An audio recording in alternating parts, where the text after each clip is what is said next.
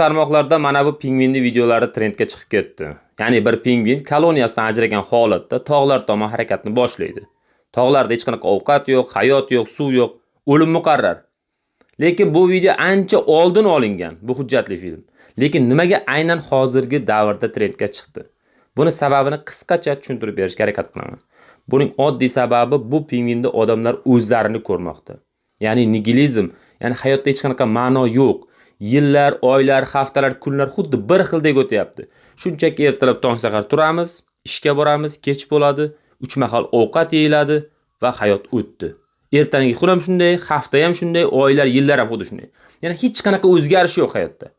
Gohida bir farzand tug'ilib qolmasa yoki qanaqadir tadbir bo'lmasa, yangi yilda mushaklar otilmasa, yillar o'tganini bilmay o'tib ketaveryapmiz. Mana shuni pingvin ko'rinishida aytib bermoqchiki, biz o'zimiz boshqachamiz. Bizning ichimizda aytadigan so'zlarimiz bor edi. Faqat biz buni ayta olmadik.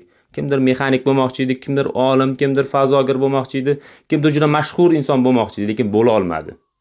Internetda ko'rib, mana shuni qalbidan o'tkazgan holatda mana shu pingvinni videolarini trendga chiqarmoqda. Bu meni versiyam. Sizning versiyangiz qanday? Kommentariyaga yozib qoldiring.